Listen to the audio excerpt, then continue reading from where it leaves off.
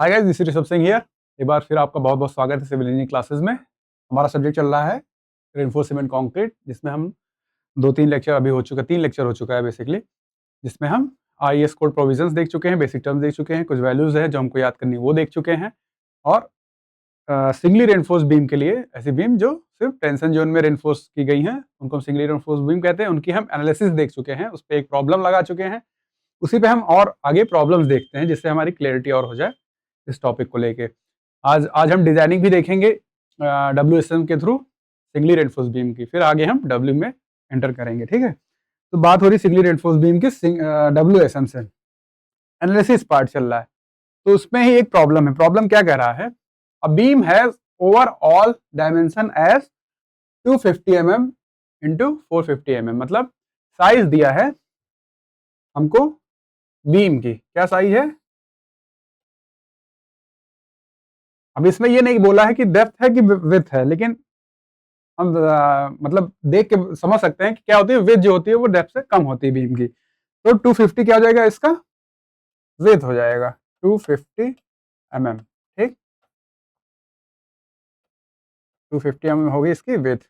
Overall depth क्या हो गई? 450। ओवरऑल बोल रहा है, इसलिए ये टोटल डेप्थ है, कैपिटल डी। ठीक, आगे क्या कह रहा है? Have effective cover of 50 mm, मतलब अगर रेनफोर्समेंट यहाँ प्रोवाइड है तो इसके सेंट्रॉइड से लोअर मोस्ट फाइबर की जो डिस्टेंस है EC जिसको हम कहते हैं, वो कितनी है? 50 mm है। तो इफेक्टिव डेप्थ क्या हो जाएगा? इफेक्टिव डेप्थ क्या हो जाएगा? D effective will be equals to overall depth minus effective cover. Overall depth क्या है? 450 माइनस 50। ठीक, mm, ये हो जाएगा 400 mm इफेक्टिव डेप्थ। ठीक,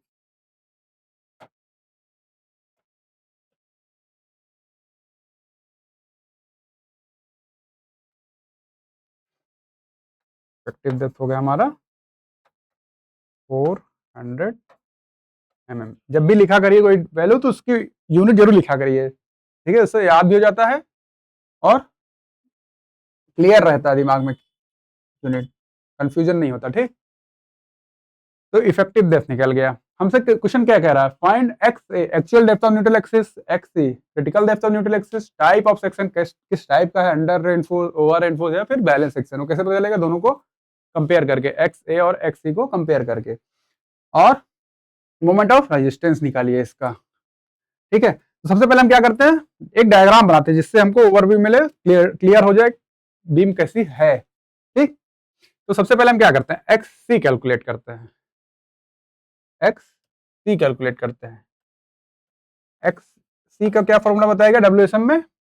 M C upon M C plus T into effective depth. C अगर लिखा है तो वो सिग्मा CBC है। ठीक, सी ए अगर लिखा रहेगा तो वो ऐसी वैल्यू होगी जो सिग्मा CB से कम है, मतलब परमिसिबल जो स्ट्रेस है कंक्रीट में उससे कम है। वैसे ही टी ए अगर लिखा रहे तो वो सिग्मा ST से कम की वैल्यू है। अगर टी लिखा रहे तो आप समझिएगा कि सिग्मा ST की बात कर रहे हैं। ये जिससे आसान रहे लिखने में, हमको याद रहे, करने में भी आसान रहेगा। ठीक, तो इसमें हमको एम नहीं पता है, एम हम कैलकुलेट कर लेते हैं। एम डायरेक्ट याद, आपको बताया गया वैल्यू याद भी रख सकते हैं। ठीक है, लेकिन हम यहाँ क्या कर रहे हैं? कैलकुलेट कर ले रहे हैं। एम इक्वल टू क्या हो जाएगा? 280 upon 3 sigma CBC। Sigma CBC कैसे पता चलेगा? ग्रेड से पता चलेगा। कंक्रीट ग्रेड दिया गया है, कंक्रीट ग्रेड दिया है M20 और स्टील ग्रेड दिया है 415। हमको यूज करना है इस एनालिसिस में। तो M20 ग्रेड के लिए सिग्मा CBC की वैल्यू क्या होती है? टेबल में देखेंगे तो क्या मिलेगा? 7। ठीक, एम इक्वल टू क्या हो जाएगा? 280 अपॉन 3 इंटू 7।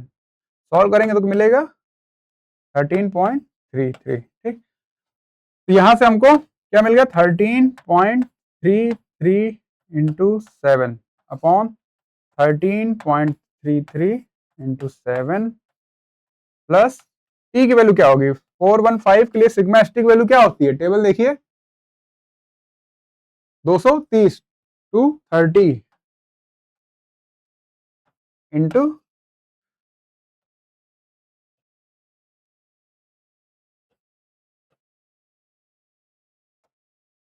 क्या हो गया, डी कितना निकला 400।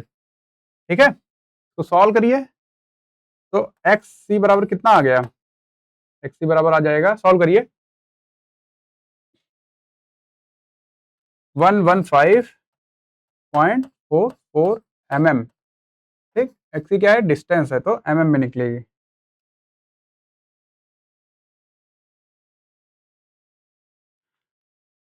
एक्स सी कितना निकल गया, 115.44। ठीक,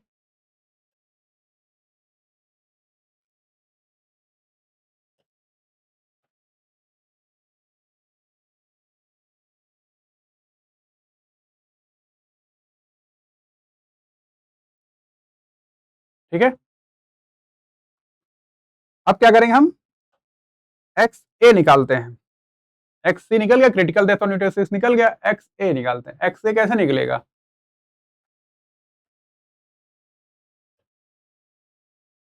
एक्स ए निकालने के लिए हम क्या करते हैं, moment of area compression zone का और टेंशन जोन को इक्वेट कराते हैं, उससे हमको एक्स ए निकलता है। कैसे, क्या फॉर्मूला हम लोग याद किए थे, b x A square by 2 is equals to M A S t. A S t में एम का मल्टीप्लीकेशन जो कर रहा है वो कंक्रीट में मतलब इक्विवेलेंट कंक्रीट के लिए एरिया निकालने के लिए स्टील का, इंटू डी माइनस एक्स है। ठीक है, अब ये सब चीजें प्रीवियस क्लास में समझाई गई हैं, उससे आप एक बार देखिएगा। ठीक है, बी हमारे क्या दिया है, 250 X A square by 2 equals to M आ रहा है 13.33। ए एस टी क्या होगा, ए एस टी हम कैलकुलेट कर लेते हैं। ए एस टी क्या है, कितने बार दिए गए हैं, टोटल नंबर ऑफ बार क्या है, 4 बार्स, 4 बार्स है। ठीक, कितने बार हैं, 4 3 4, तो 4 बार दिए गए हैं। डायमीटर क्या है, 16 mm। इसको हम अगर यहाँ रिप्रेजेंट करें, कैसे करते हैं, इसको रिप्रेजेंट ऐसे किया जाएगा कि 4 बार्स ऑफ 16 mm पाई। ठीक है, तो एस टी हम निकालते हैं, एस टी क्या होगा, 4 बार्स हैं, एक बार का एरिया क्या होगा, pi by 4 D square. D कितना है,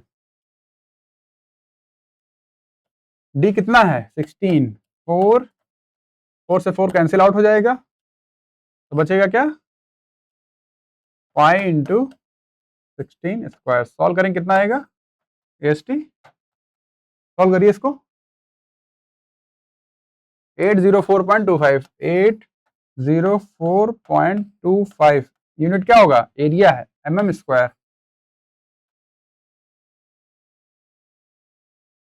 ठीक है, अब देखिए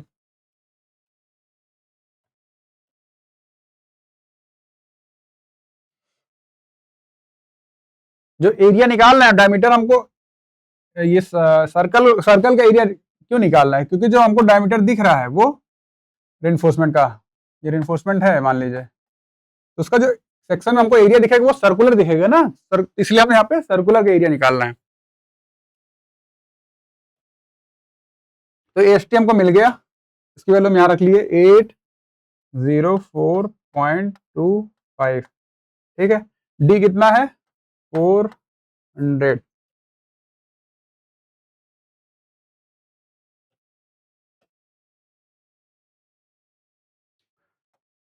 डी कितना है 400 माइनस एक्स ए हमको कैलकुलेट करना है।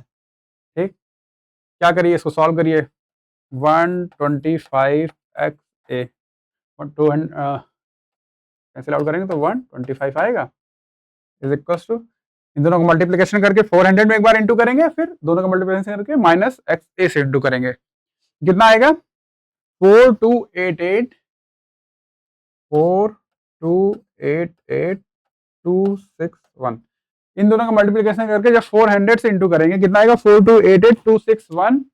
फिर इसमें जब करेंगे तो माइनस कितना आएगा, सॉल्व करिए 10720 10720.261 65 एक्स ए, ठीक है।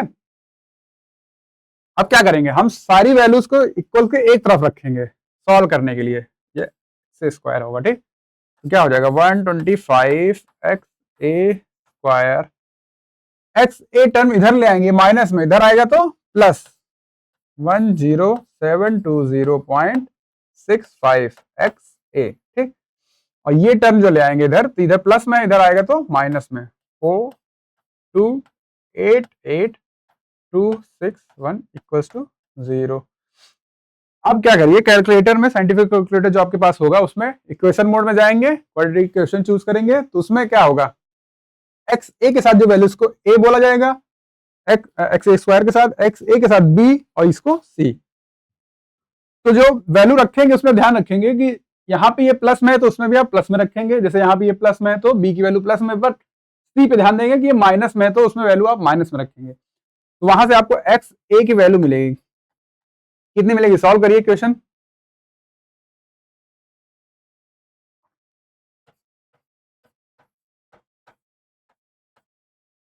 वन 147.24 mm एक्स ए की वैल्यू मिली, ठीक है,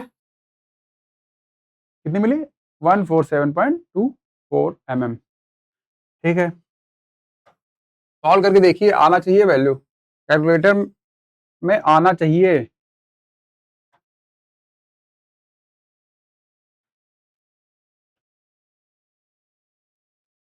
अब हमने निकाल लिया एक्स ए और एक्स सी, दोनों को इक्वेट करेंगे तब हमको पता चलेगा कि किस टाइप का सेक्शन है, ठीक है। एक्स ए निकला है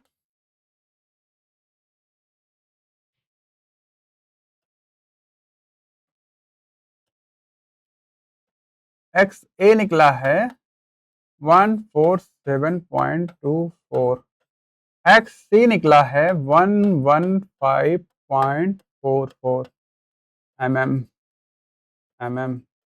तो कौन सा बड़ा है, एक्स ए बड़ा है, x A is greater than x C, तो कैसा सेक्शन हो जाएगा, तीन कंडीशन पढ़ाई गई ना, अगर एक्स ए छोटा है एक्स सी से तो अंडर रेनफोर्स सेक्शन, एक्स ए बराबर है एक्स सी के तो बैलेंस सेक्शन, और एक्स ए अगर बड़ा है एक्स सी से तो क्या हो जाएगा, over reinforce section, over reinforced section. तो कैसा टाइप क्या हुआ सेक्शन का, ओवर रेनफोर्स सेक्शन होगा, ठीक है। एक्स ए निकल गया, एक्स सी निकल गया, और टाइप ऑफ सेक्शन निकल गया।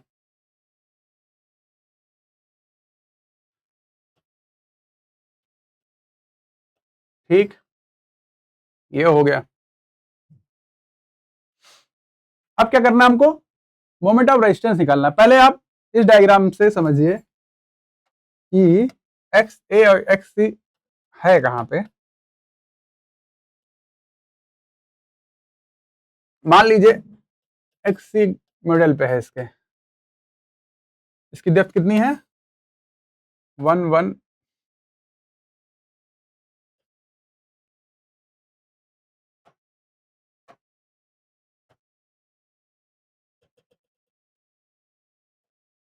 कितनी है 115.44, ये हो गया आपका एक्स सी, ठीक है। बात करें एक्स ए की, तो एक्स ए इससे ग्रेटर है, 147.24 है, कितना होगा, तो कुछ यहां तक होगा, मान लीजिए 1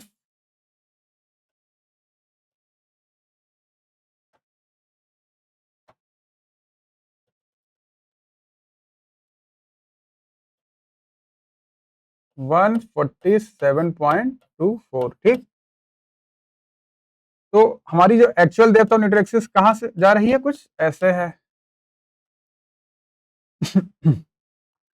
ओवर रेनफोर्स सेक्शन क्या होता है, मतलब ऐसा सेक्शन जिसमें हमने रेनफोर्समेंट ओवर प्रोवाइड कर दिया, जितने जरूरत है उससे ज्यादा, मतलब स्ट्रेंथ रेनफोर्समेंट तरफ बहुत ज्यादा है, उधर से फेल होने का चांस नहीं है, बिल्कुल चांस नहीं है। उससे पहले क्या होगा, कंक्रीट हमारा अपने परमिसिबल लिमिट पे पहुंच जाएगा, उसके ऊपर हमने स्ट्रेस अगर लगाया तो हमारा स्ट्रक्चर फेल कर जाएगा। मतलब क्या है कि हमारा कंक्रीट पहले अपने परमिसिबल लिमिट पे पहुंच रहा है, ठीक।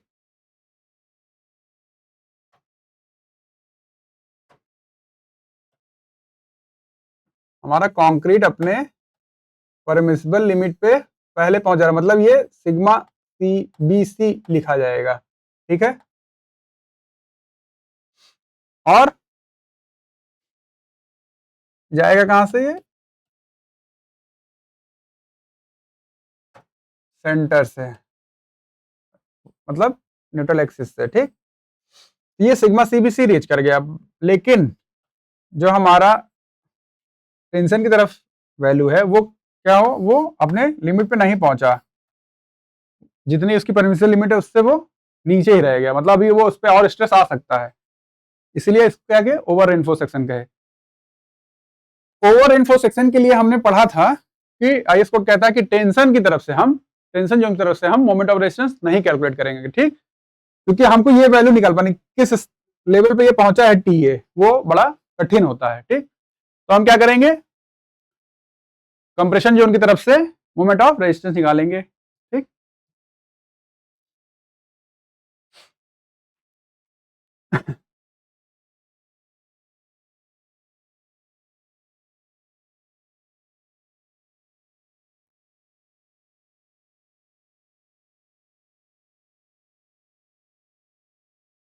निकालते हैं moment of resistance from compression side, ठीक। क्या होता है मोमेंट, क्या होता है, फोर्स इनटू एरिया। फॉर्मूला आपको मतलब बताया गया है, याद रखना है, उसी से आपको डायरेक्ट बार बार ये चीजें नहीं करनी, लेकिन समझे कैसे क्या आता है। स्ट्रेस इक्वल टू क्या होता है, फोर्स अपॉन एरिया, तो फोर्स इक्वल टू क्या हो जाता है, स्ट्रेस इनटू एरिया, और मोमेंट क्या होता है, फोर्स इनटू लीवर आर्म, ठीक, फोर्स इनटू लीवर आर्म। तो फोर्स क्या हो गया, स्ट्रेस इनटू एरिया, स्ट्रेस क्या है, एवरेज ले लेंगे, सिग्मा CBC प्लस 0/2, तो क्या हो जाएगा, सिग्मा CBC/2, ठीक है। एरिया क्या होगा, B इंटू XA, ठीक है, B इंटू XA हो जाएगा। लीवर आर्म क्या होगा, जो यहाँ पे फोर्स लगेगा वो कितने पे लगता है, ऊपर से, अगर ये XA है यहाँ तक, तो XA/3 पे, ठीक। तो लीवर आर्म क्या हो जाता है इतना, D माइनस XA/3, तो D माइनस XA/3, ठीक।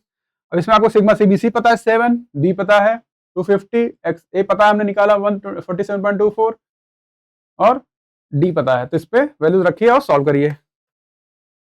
7/2 इंटू 250 इंटू 147.24, D कितना है 400 माइनस XA 147.24 अपॉन 3, सॉल्व करिए कितना आ रहा है, मोमेंट ऑफ रेजिस्टेंस कितना आ रहा है, moment of resistance from compression side या फिर MR from compression side, solve करिए देखिए कितना आ रहा है।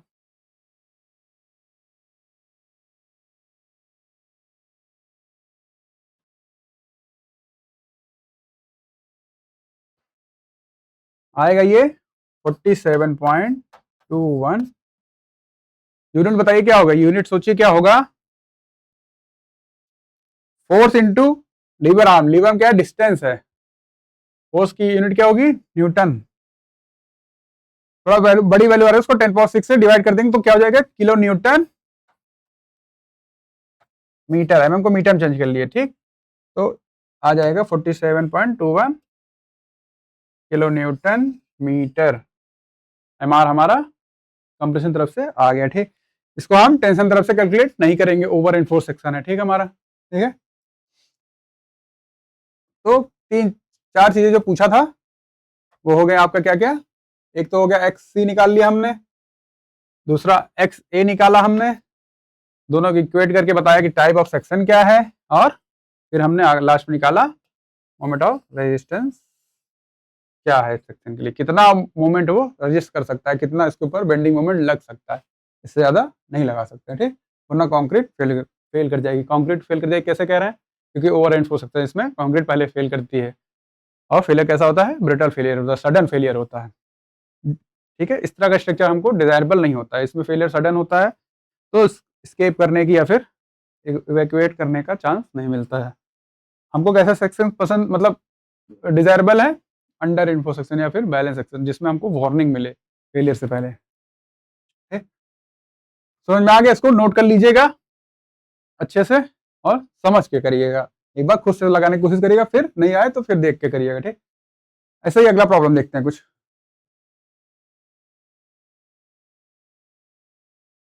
पढ़िए क्या लिखा है।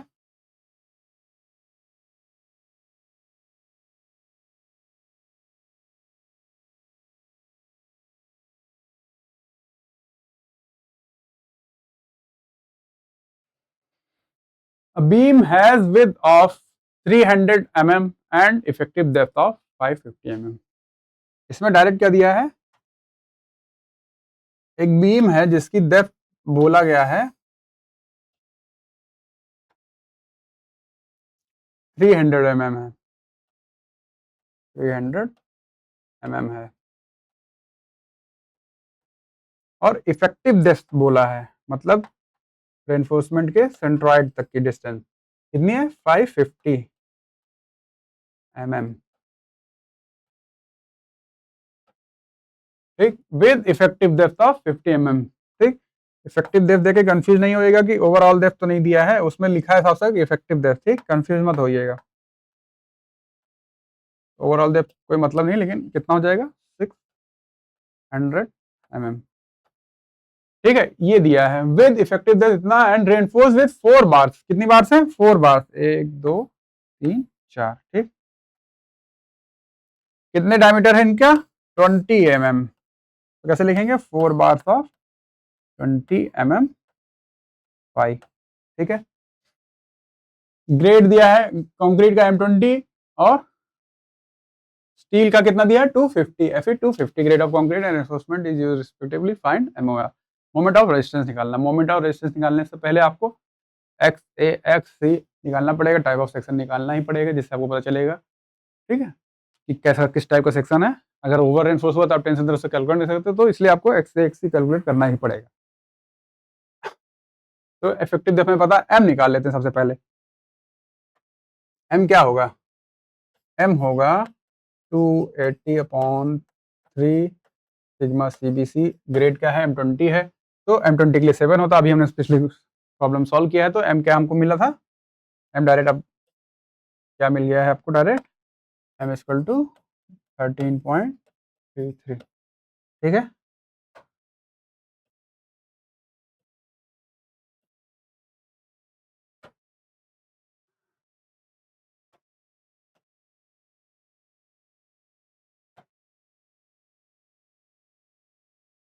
M मिल गया है। XC निकालते हैं। XC क्या होता है? MC/MC plus T into effective depth. M पता है, C पता है, T बताइए कितना होगा? 250 स्टील के लिए T कितना होगा? टेबल देख लीजिए, टेबल में कितना है? 140। ठीक, 250 के लिए डिपेंड करता है डायमीटर पे। डायमीटर क्या है? 20 से कम है तो 140 होगा, वरना 130 होता। ठीक, तो M कितना है? 13.33 इंटू 7/13.33 इंटू 7 प्लस 140। 140 डी कितना है? फिर 550। सॉल्व करिए। XC कितना आ रहा है? सॉल्व करिए, इसको कितना आ रहा है XC?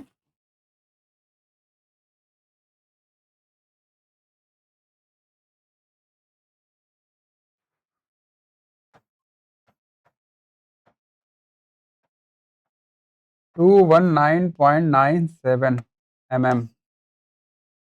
219.97 mm। ठीक है, XC हमको पता चल गया।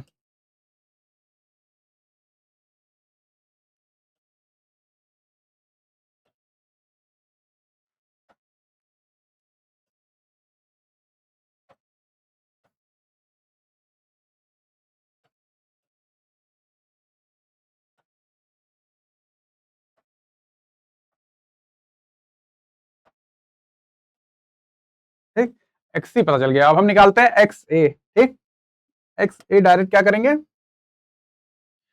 Moment of area compression zone का और टेंशन जोन का इक्वेट कर देंगे। क्या होता है, B x A square by 2 equals to M A S T into D minus x A. इसमें हम ए एस टी पहले कैलकुलेट कर लेते हैं। ए एस टी क्या हो जाएगा, कितनी बार्स है, 4 बार्स हैं, 5/4।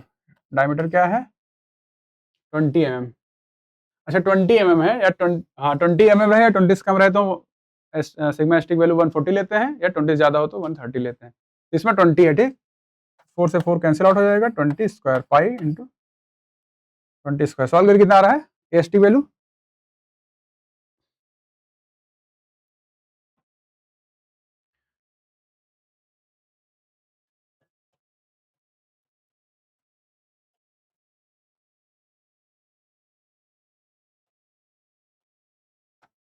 1256.64 mm स्क्वायर, ठीक है।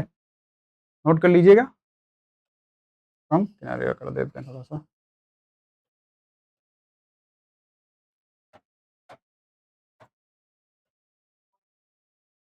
ए एस टी हो गया, ए एस टी वैल्यू यहाँ पुट करते हैं। बी की वैल्यू क्या है, 300/2 into x A square equals to m कितना है 13.33, ए एस टी है 1256.64, डी है 550 माइनस एक्स ए, ये हो जाएगा 150 x A square equals to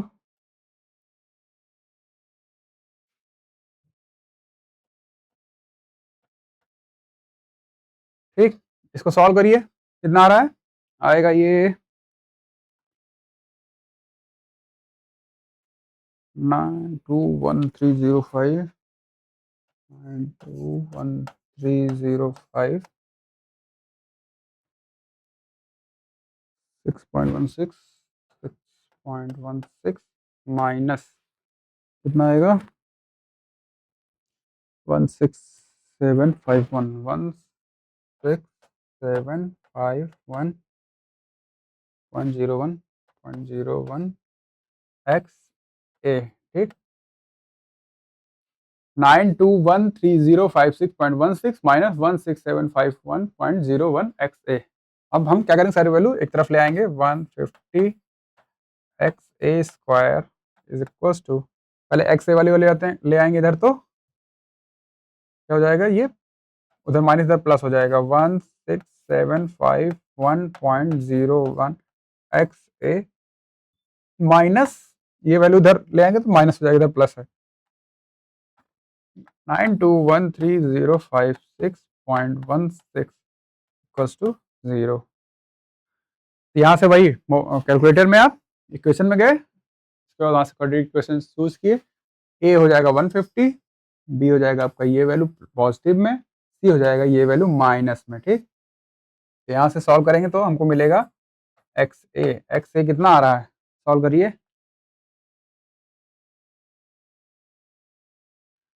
198.207 mm,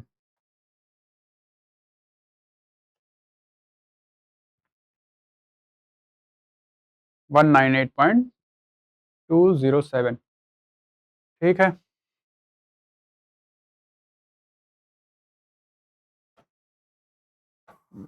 कैसे होगा भाई,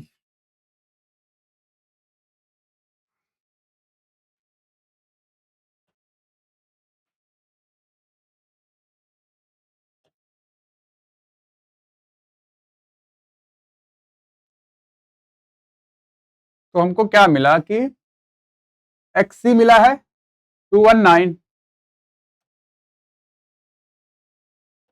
एक्स सी मिला है 219.97 mm, एक्स ए मिला है 198.207 mm। क्या एक्स ए छोटा है हमारा एक्स सी से, एक्स ए छोटा है या कम है एक्स सी से, तो ऐसे सेक्शन को क्या कहते हैं, अंडर रेनफोर्स सेक्शन। अगर X A is smaller than x C तो सेक्शन कैसा हो जाएगा,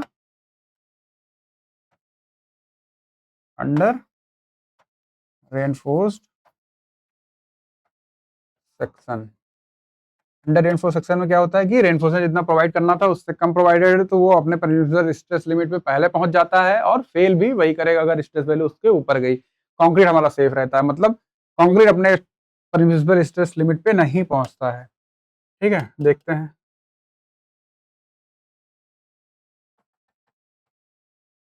स्ट्रेस डायग्राम बनाते हैं। अगर मान लीजिए ये हमारा है एक्स सी, ठीक, कितनी है एक्स सी की डिस्टेंस टॉप से, 219.97 mm, और हमारा जो एक्स है एक्चुअल डेप्थ है वो इससे कम है, तो मान लीजिए यहाँ तक कहीं है, कितना है 198.207 mm। तो एक्चुअल डेप्थ जो न्यूट्रल एक्सिस है कुछ ऐसे है, ठीक। जो हमारा स्ट्रेस डायग्राम बनेगा उसमें क्या है, रेनफोर्समेंट अपने लिमिट पे पहुंच जाएगा, तो ये आ जाएगा sigma S T by M,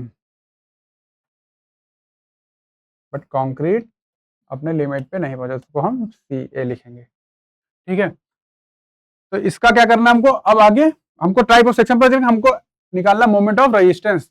जो हमें पता है कि सिग्मा एस टी अपने लिमिट पे मतलब रीच कर गए, रेनफोर्समेंट में जो परमिसिबल स्ट्रेस है वो रीच कर गई, तो इधर से हम कैलकुलेट करेंगे तो आसान पड़ेगा, वरना हमको सी ए कैलकुलेट करना पड़ेगा।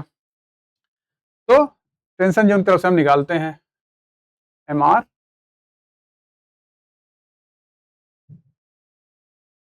निकालते हैं हम टेंशन जोन की तरफ से,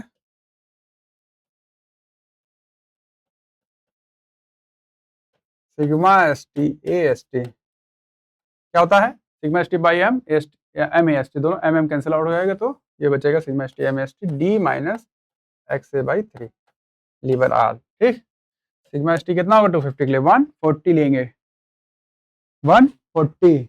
ए एस टी हमने कैलकुलेट किया है, डी हमें पता है, एक्स ए हमें पता है, तो एम आर निकलेगा सिग्मा एस टी कितना 140, ए एस टी कितना है 1256.6664, 1256.64 इंटू डी कितना है 550 माइनस एक्स ए कितना कैलकुलेट किया हमने, एक्स ए है 198.207 अपॉन 3, सॉल्व करेंगे तो एम आर निकलेगा टेंशन जोन की तरफ से, कितना निकालिए इसको सॉल्व करिए, जो वैल्यू आएगी उसको 10 6 से डिवाइड कर देंगे तो वो किलो न्यूटन मीटर में आ जाएगा, ठीक है, वरना वो न्यूटन एमएम में रहेगा। सॉल्व करिए कितना आ रहा है,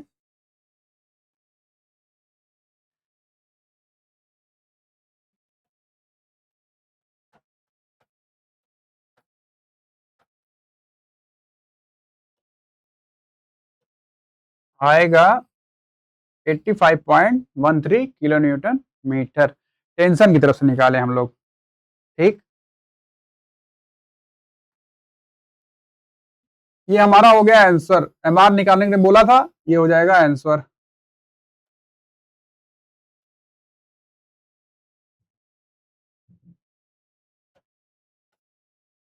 ठीक है, लेकिन अगर आप देखना चाहें कि कंप्रेशन की तरफ से भी यही आएगा, आता है, तो उसको कंफर्म कर लेते हैं कैसे। अब जैसे हमको पता है यहाँ पे सी ए है, सी ए की वैल्यू नहीं पता है, सी ए की वैल्यू कैसे निकालेंगे, सिमिलर ट्रायंगल से आप निकालेंगे, तो एक तो ये ट्रायंगल आप देखिए, दूसरा ट्रायंगल ये देखिए, ठीक,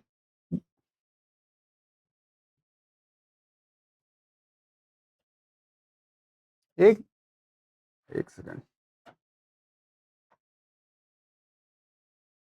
एक ये ट्रायंगल देखेंगे हम, दूसरा ये ट्रायंगल, दोनों सिमिलर ट्रायंगल्स होते हैं, तो उसके ये डिस्टेंस हमको पता है एक्स ए है, ये कितनी हो जाएगी डी माइनस एक्स ए, ये हमें पता है कितना हो जाएगा, ये टोटल डी है और इतनी एक्स है, तो ये हो जाएगा डी, डी माइनस एक्स ए कितना हो जाएगा इतना एक्स ए है ही, ये सी ए है, ये sigma S T by m है। तो सिमिलर ट्रायंगल से क्या लिखेंगे, सी ए बाई एक्स ए तो क्या हो जाएगा, सी ए के करस्पॉन्डिंग क्या है, sigma S T by m, sigma S T by m upon x a corresponding क्या हो जाएगा, ये डिस्टेंस डी माइनस एक्स ए, डी माइनस एक्स ए। ठीक, इस ट्रायंगल में हमने सी ए लिया, तो इस ट्रायंगल में हम ये लाइन कर देखेंगे वैल्यू क्या है, sigma S T by m, और नीचे क्या किया, एक्स ए ये डिस्टेंस लिया इस ट्रायंगल का, तो इस ट्रायंगल का भी ये डिस्टेंस लिया, तो इसका हो गया एक्स ए, इसका हो गया डी माइनस एक्स ए। यहाँ से हमको एक्स ए पता है, सिग्मा एस टी पता है, एम पता है, डी माइनस एक्स ए पता है, तो सी ए कैलकुलेट करिए, बताइए कितना आ रहा है, सी ए कैलकुलेट करिए, आएगा 5.92, 5.92, ठीक, न्यूटन पर mm स्क्वायर।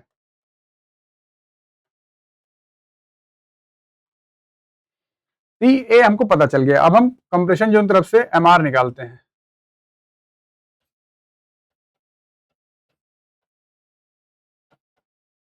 क्या हो जाएगा, C A by two stress into area कर रहे हैं ना, एरिया क्या है, B into x A, C A पता है, बी आपको पता है, into lever arm D minus x A by 3, C A कितना निकला 5.92 पॉइंट टू, बी है आपका कितना है, बी 300 mm,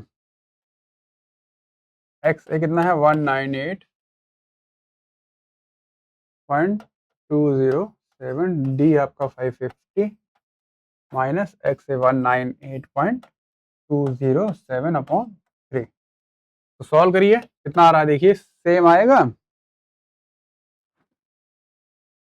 सेम आएगा, ठीक, कितना आएगा 85.13, थोड़ा बहुत इधर हो सकता है, किलो न्यूटन मीटर।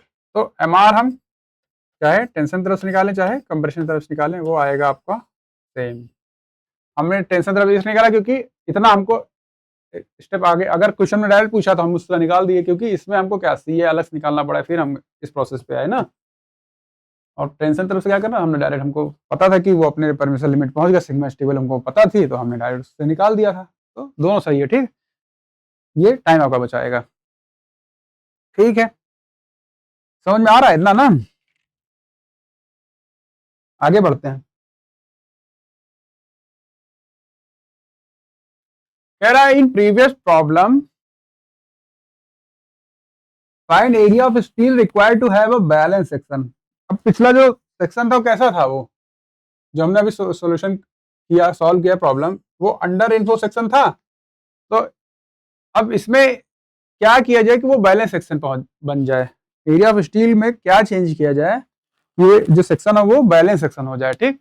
अभी अंडर इन्फोर्स मतलब स्टील है जो प्रोवाइडेड है वो कम प्रोवाइडेड है, तो अगर हम स्टील को एरिया को बढ़ाएं, स्टील और प्रोवाइड करें, एक लिमिट ऐसा आएगा धीरे धीरे कि वो बैलेंस सेक्शन हो जाएगा, ठीक, उसके बाद बढ़ाएंगे तो ओवर इन्फोर्स हो जाएगा। तो स्टील एरिया, स्टील का एरिया जो है उसको हम बढ़ाएंगे, कितना बढ़ाएं कि वो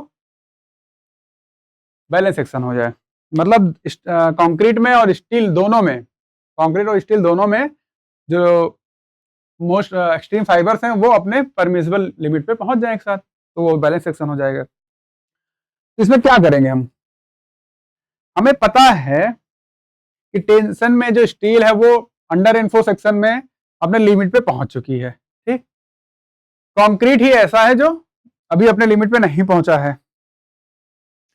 तो एम आर कंक्रीट के लिए अगर लिखें, कंप्रेशन तरफ से लिखें अगर, तो क्या होता है अंडर इन्फो सेक्शन के लिए, वो होगा C A B x A into D minus x A by 3, C A by 2, ठीक, ये भी हमने सॉल्व किया है।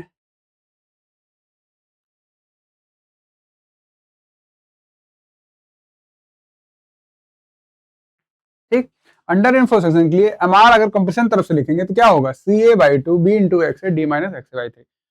अगर ये बैलेंस सेक्शन की बात हो जाए, यही अगर बैलेंस सेक्शन हो जाए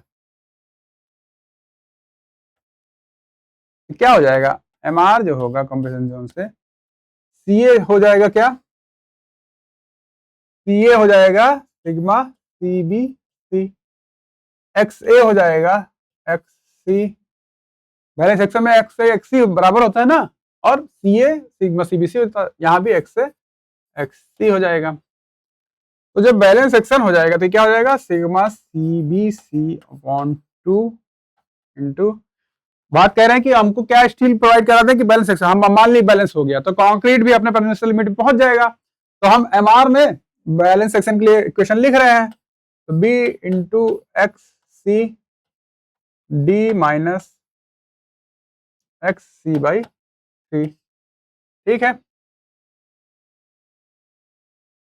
वैल्यू रखिए 7/2 इंटू B300, XC कितना होगा, XC कितना होगा, XC जो निकाले थे वही होगा, XC कितने निकाले थे हम, 219.97, ठीक, चलिए 219 लेके चलते हैं, 219, D कितना है 550 माइनस 219/3, ठीक। इसको सॉल्व करिए, यहां से MR निकलेगा कंप्रेशन जोन से, अगर वही सेक्शन बैलेंस होता तो कितना मोमेंट ऑफ रेजिस्टेंस वो झेल सकता था। इसको सॉल्व करिए, कितना आएगा,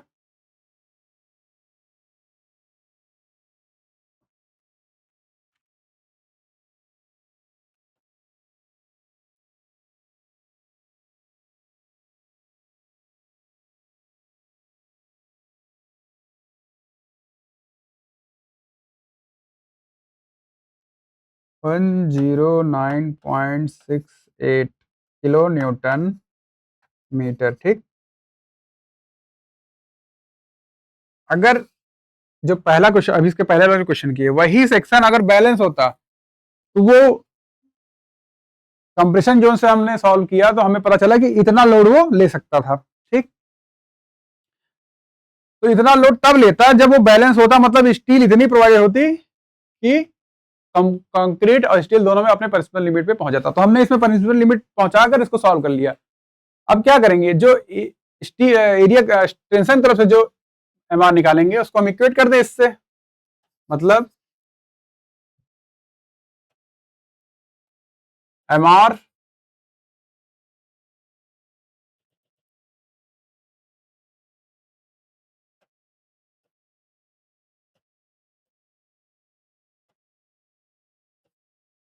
फ्रॉम टेंशन साइड अगर बात करें तो क्या होता है, sigma ST AST into lever R D minus XA/3। तो जब कंप्रेशन से बात कर रहे हैं, मतलब हमने बैलेंस सेक्शन बात की, इतना मोमेंट वो रजिस्ट कर सकता है, तो जब कंप्रेशन से इतना रजिस्ट कर सकता है तो टेंशन से भी उतना ही कर पाएगा। उस समय AST क्या होगा हम यहां से निकाल सकते हैं। अब हमको AST नहीं पता है, लेकिन हमको MR पता है, इतना ये बैलेंस होता तो रजिस्ट कर पाता, तो उसके लिए हम AST निकाल लेंगे। इसमें वैल्यू रख देंगे MR की 109.68 किलो न्यूटन मीटर में है ये, ठीक। तो जब सॉल्व करिएगा तो 10 पावर 6 से मल्टीप्लाई कर लीजिएगा। सिग्मा ST की वैल्यू कितनी होगी, क्या ग्रेड था, 140, 250 के बाद है 140 इंटू AST, ये हमको सॉल्व करना है। D है 550 माइनस XA19, XA219 है,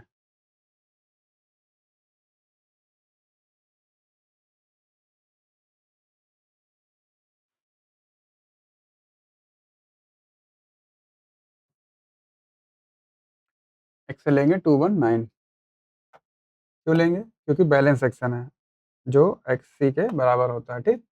219/3, ठीक। इसको सॉल्व करिए, AST रुकिए 109.68 into 10 to power 6 upon 140 into 550 minus 219/3, ठीक। तो सॉल्व करिए तो यहाँ से आपको मिल जाएगा AST की वैल्यू, कितना एरिया हमको प्रोवाइड करना हो कि ये बैलेंस सेक्शन हो जाए, ठीक। तो एस टी यहाँ से निकलेगा, कितना आएगा?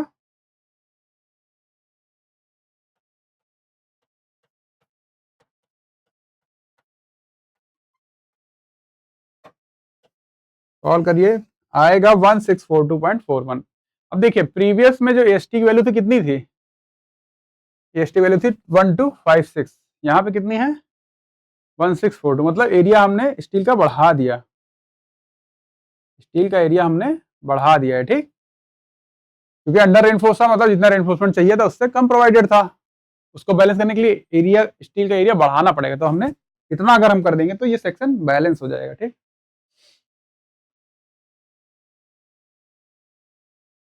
अगर यहाँ से आप कैलकुलेट करना चाहें कि एरिया तो बढ़ा रहे हैं लेकिन क्या किस हिसाब से प्रोवाइड कराएंगे सेक्शन में, तो अभी तक वहाँ 4 रेनफोर्समेंट प्रोवाइड करा रहे थे, कितनी डायमीटर की? 20 की। तो यहाँ पे क्या करिए, एएसटी को अगर जितना एरिया प्रोवाइड कराना है उसको एक बार की एरिया से अगर डिवाइड कर देंगे तो नंबर ऑफ बार्स निकल जाएंगे। तो एक बार का एरिया क्या होगा? पाई/4 डी, डी कितना? 20 स्क्वायर। तो जब सॉल्व करेंगे तो नंबर ऑफ बार्स मिल जाएंगे, कितने बार देने होंगे, ठीक। तो पूछा था एएसटी कितना प्रोवाइड कराएगी बैलेंस सेक्शन में, तो ये इसका आंसर हो जाएगा, ठीक है। समझ में आया इतना? एक बार खुद से भी कोशिश करिएगा, करने के बाद फिर से सारे क्वेश्चन तो क्लियर हो जाएंगे कॉन्सेप्ट।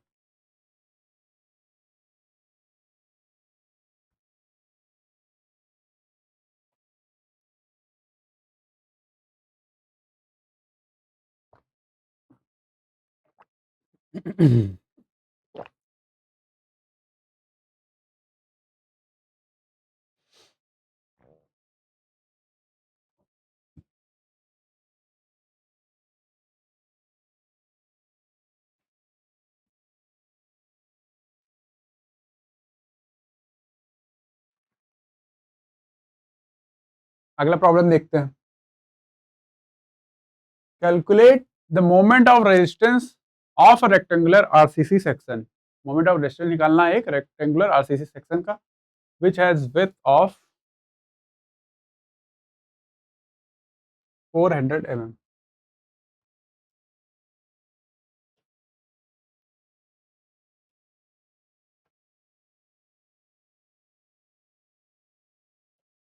कितना विड्थ है? 400 mm की विड्थ है,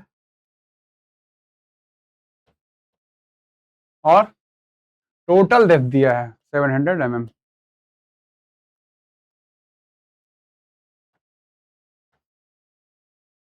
ठीक। With effective cover of 50 mm।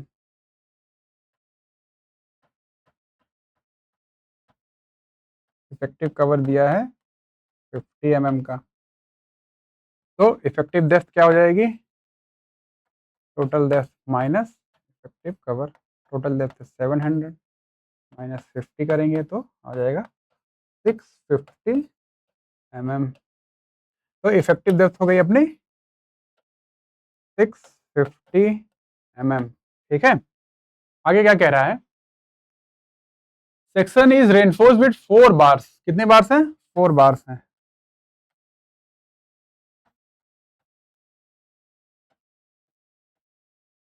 Four bars हैं, कितने डायमीटर की?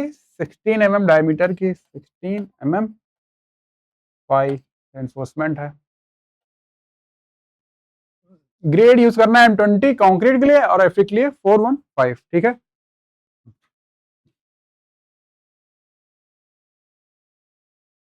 कैलकुलेट करने के लिए बोला है मोमेंट ऑफ रेजिस्टेंस, इसलिए इतने प्रॉब्लम्स कराए जा रहे हैं, जिससे बार बार करेंगे ना तो कॉन्सेप्ट ज्यादा क्लियर होंगे खुद से भी। अभी आप यहाँ कराया जा रहा है, फिर आप खुद नोट कर रहे हैं, फिर पीडीएफ में आप जब नोट्स में फिर लिखेंगे तो 3 बार तो ऐसे ही हो जाएगा, तो कॉन्सेप्ट ज्यादा क्लियर हो जाएगा, ठीक है।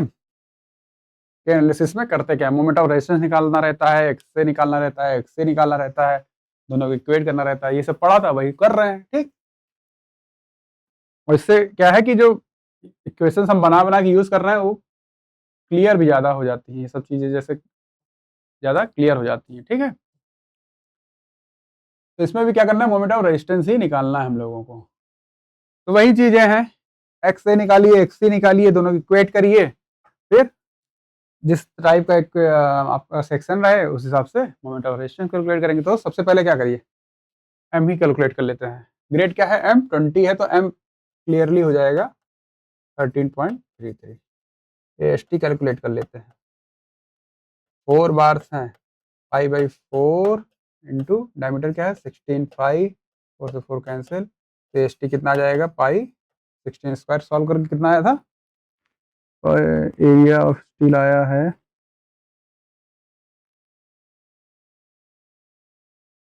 804.25, ठीक, 804.25 mm स्क्वायर, ठीक। ये दो चीज़ें हमने पहले कैलकुलेट कर ली। इसको छोटा कर देते हैं थोड़ा सा।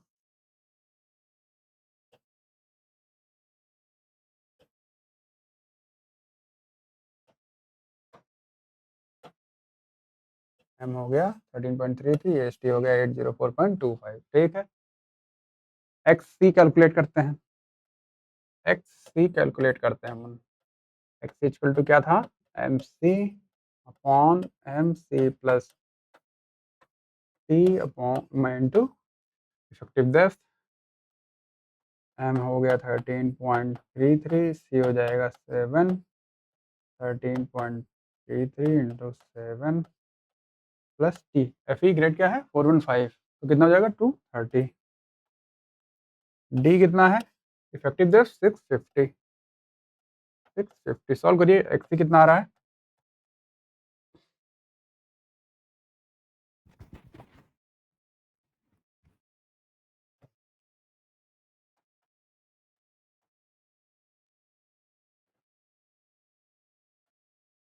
187.85 mm। एक्स सी आया हमारा 185.85, 187.85 mm, ठीक है। तो भैया साइड में रख लेते हैं।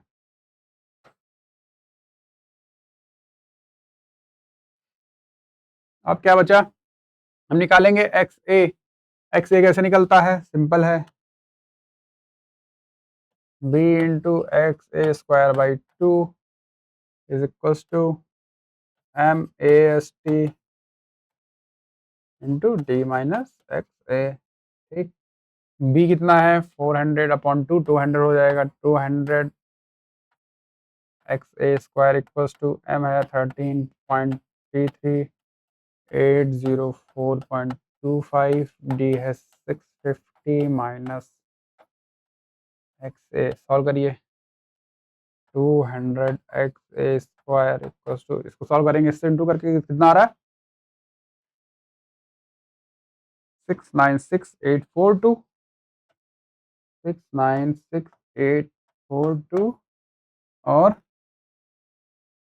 424.125, 424.125 माइनस, अब इन दोनों को इंटू करके एक्स से करेंगे तो माइनस में वैल्यू आएगी, क्या आएगी 10720, 10720.65 एक्स ए, ठीक है। अब इसको सब एक तरफ ले आएंगे इक्वल्स के, 200 एक्स ए स्क्वायर, एक्स वाला इधर आएगा प्लस में हो जाएगा, उधर माइनस में है, 10720.65 एक्स है, ये इधर आएगा उधर प्लस में तो इधर माइनस हो जाएगा, 6968424.125 इक्वल्स टू 0, ठीक है। अब इसको फिर वही कैलकुलेटर में सॉल्व करिए, क्वेश्चन जाइए मोड में, उसमें क्वाड्रेटिक क्वेश्चन सेलेक्ट करिए, उसमें ए की वैल्यू 200 रखिए, बी की वैल्यू पॉजिटिव में रखिए 10720.65 और सी की वैल्यू रखिए -6968425.125।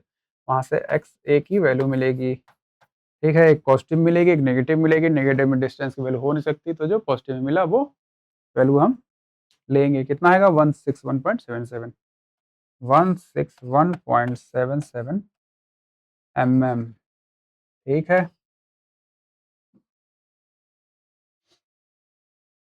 तो हमको एक्स ए और एक्स सी हमने कैलकुलेट कर लिया।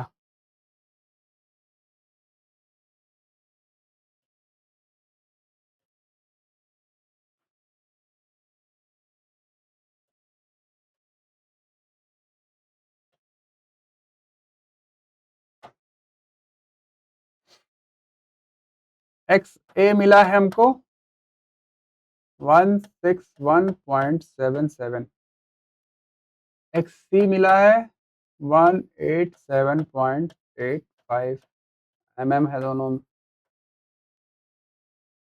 क्या बड़ा है इसमें? इसमें एक्स सी बड़ा है, मतलब एक्स से हमारा छोटा है। एक्स ए अगर छोटा है, actual depth of neutral axis कम हो, critical depth of neutral axis, तो ऐसे सेक्शन क्या बोलते हैं? Under reinforce section.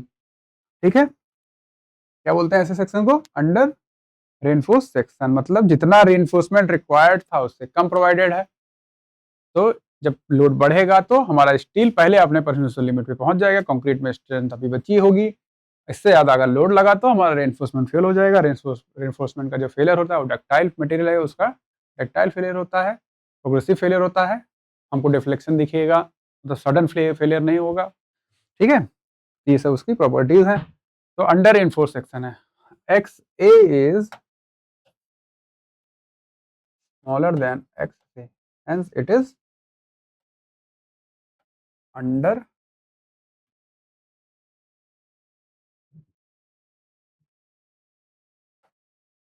Under reinforced section. ठीक है, अंडर रेनफोर्स सेक्शन हो गया। ठीक,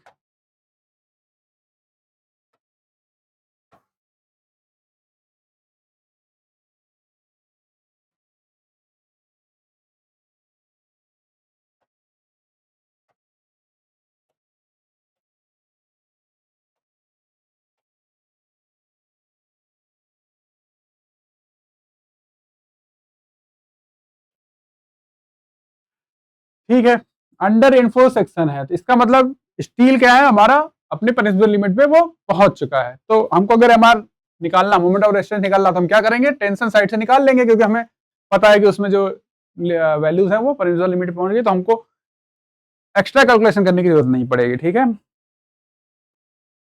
तो एमआर हम निकाल रहे हैं टेंशन की साइड से, एम आर निकाल रहे हैं हम टेंशन की साइड से। ठीक, क्या होता है? Sigma S T into labour arm D minus x A by 3। Sigma S T क्या है? कितनी वैल्यू, क्या कौन सा ग्रेड यूज हुआ है?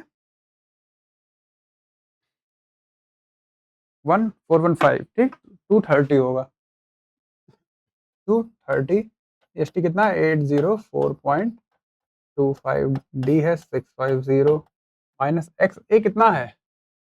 एक्स ए है 161.77, 161.77 बाई 3। सॉल्व करिए, कितना आ रहा है एम आर के वैल्यू, या फिर m o r, moment of resistance from tension side. Solve करिए, कितना आ रहा है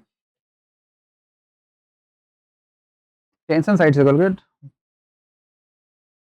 110.26, 110.26 किलो न्यूटन मीटर। ठीक है,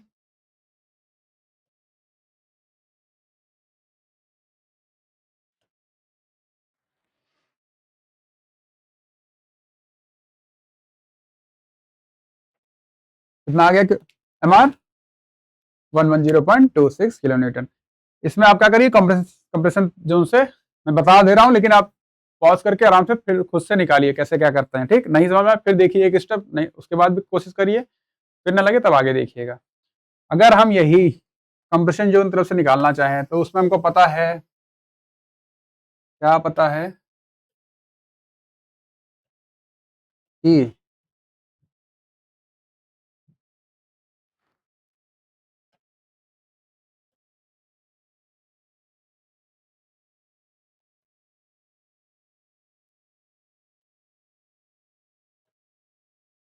हमारा जो, दोनों पहले नोट कर लेते हैं,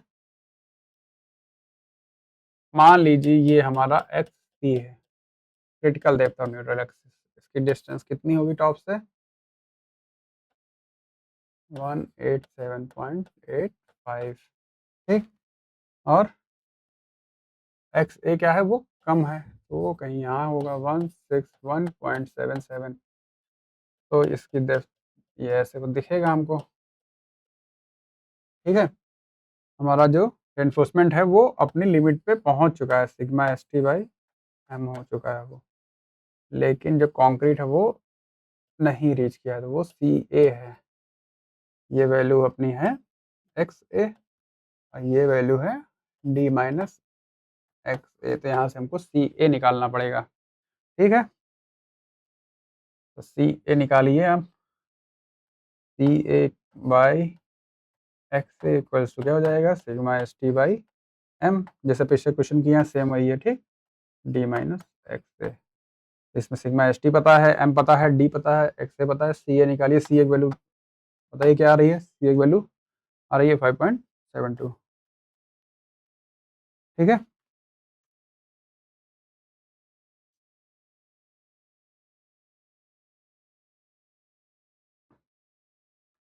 5.72 आ रही है। ठीक, न्यूटन पर एम स्क्वायर। यूनिट लिखने की आदत डालिएगा तो अच्छा रहता है। ठीक, M are from compression side लिख रहे हैं हम, तो C A by 2 into P X A into lever arm D minus x A by, value रखिए सॉल्व करिए।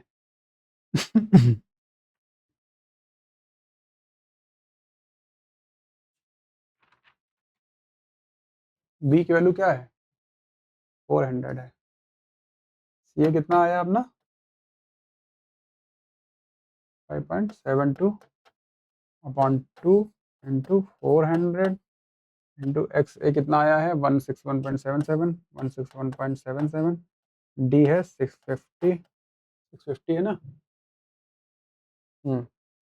माइनस एक्स ए 161.77 अपॉन 3। सॉल्व करिए, सॉल्व करने के बाद जो आएगा वो आएगा 110.26 किलो न्यूटन। अगर हल्का फुल्का वैल्यू डिफर करे तो कैलकुलेशन एरर है, वो तो सेम है। ठीक है,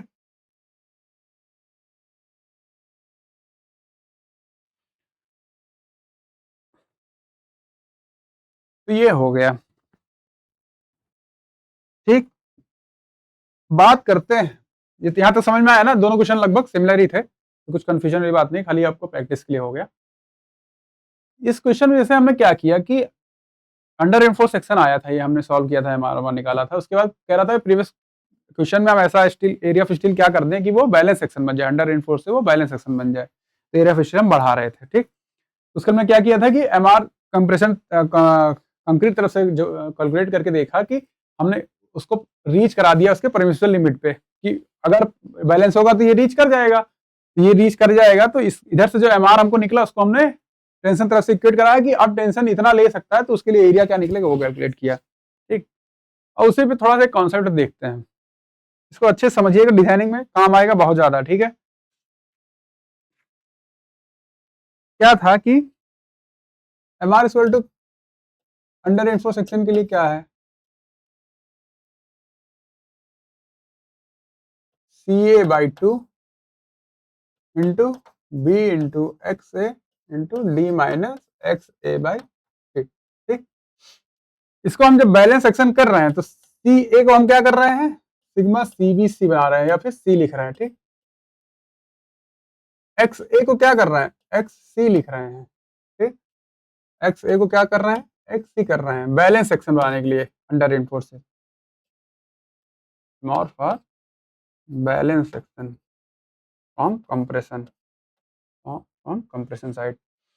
ये क्या हो जाएगा, ये हो कह रहा है 1/2 हमने लिखा। ठीक, सी ए हो गया sigma C B c, b आपका बी है, एक्स सी क्या होता है, एक्स सी हमने पढ़ा था प्रीवियस क्लास में, एक बार फिर से जाके देखिएगा या नोट्स जो पीडीएफ मिला उससे देखिएगा। एक्स सी क्या है, के डी लिख सकते हैं हम उसको। ठीक, एक्स सी का हम क्या लिख सकते हैं, के डी। के क्या होता है,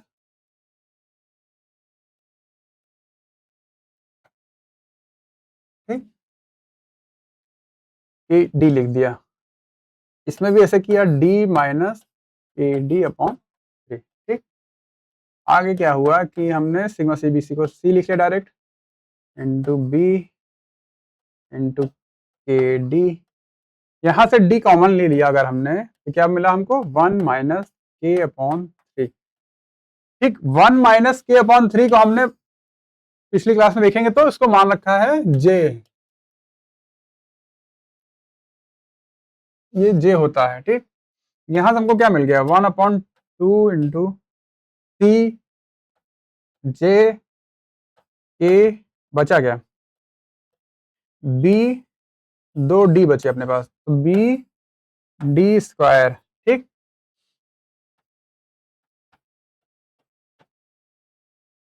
कंप्रेशन की बात हो रही है, इसी वैल्यू, इसी क्वांटिटी को हम क्यू मान लेते हैं, तो हमको एम आर क्या मिल जाता है, m are from compression side for balance section q b d square. ये चीजें आपको याद रखनी पड़ेंगी। क्यू इक्वल टू क्या होता है, क्यू इक्वल टू पूछेगा कोई तो हाफ इंटू सी जे के, जे क्या है 1 माइनस के बाई 3, सी क्या है sigma C B C, D पता रहेगा बी डी स्क्वायर, ठीक। तो इस इक्वेशन का यूज करके हम यहाँ से, जब हमको पता रहे कि बैलेंस सेक्शन है, तो डायरेक्ट डेप्थ जो निकालनी हम यहाँ से निकाल सकते हैं। कैसे निकलेगा, इसको अगर हम सॉल्व करेंगे तो डी निकालना हो तो डी स्क्वायर इक्वल टू क्या हो जाएगा, M R from compression side for balance section upon q b, तो डी इक्वल टू क्या हो जाएगा, under root of whole m are from compression side upon q b, ठीक है। ये चीज आपको याद रखनी है, ठीक है। ये चीज, दोनों चीज आपको याद रखनी है।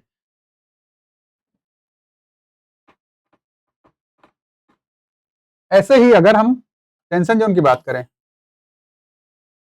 इसको नोट ना करिए, अभी आप ये मिल जाएगा, ठीक है, समझिए केवल।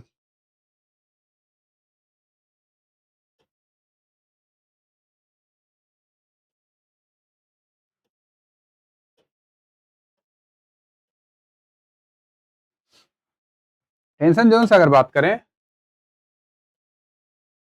M R from tension side क्या होता है, m A S t sigma S T by m into lever on d minus x A by, ठीक।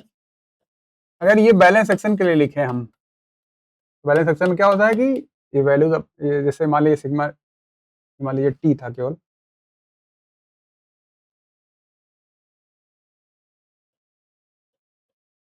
ये हो जाएगा सिग्मा एस टी, एक्स से हो जाएगा एक्स सी, ठीक।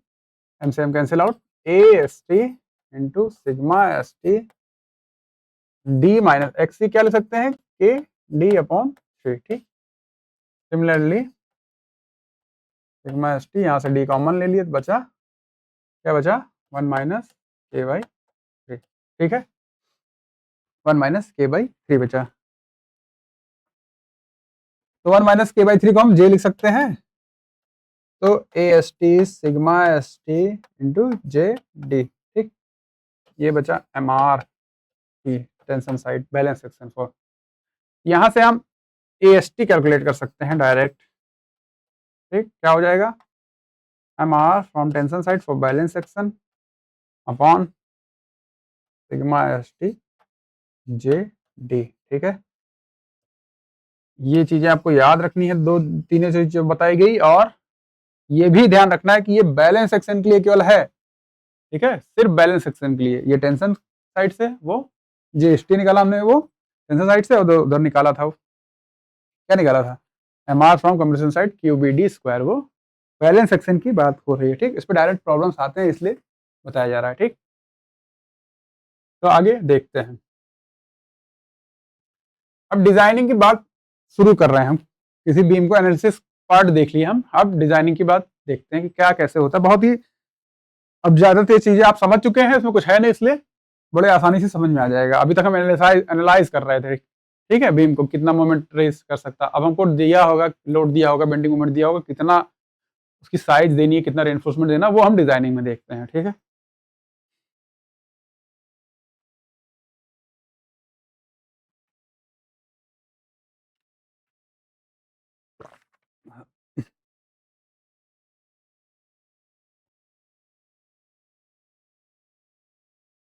अब डिजाइन में क्या होगा, गिवन रहेगा हमको लोड, बेंडिंग मोमेंट, लेंथ, ये सब गिवन रहेगा, ठीक है, कितना लोड आने वाला है।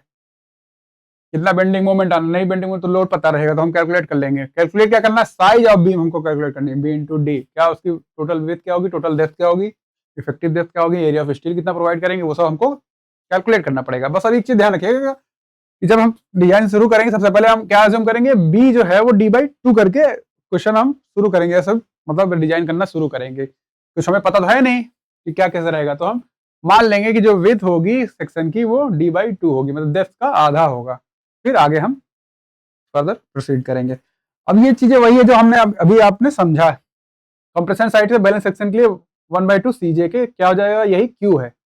C क्या है, सिग्मा CBC, J क्या है 1 - K/3, K क्या है MC/MC + T। तो यही आपका QBD स्क्वायर है, ठीक, यही आपका QBD स्क्वायर है। यहाँ से आपको D कैलकुलेट करना हो तो MR कंप्रेशन साइड से अपॉन QB अंडर रूट, ठीक, under root whole under root of MR/QB, ठीक।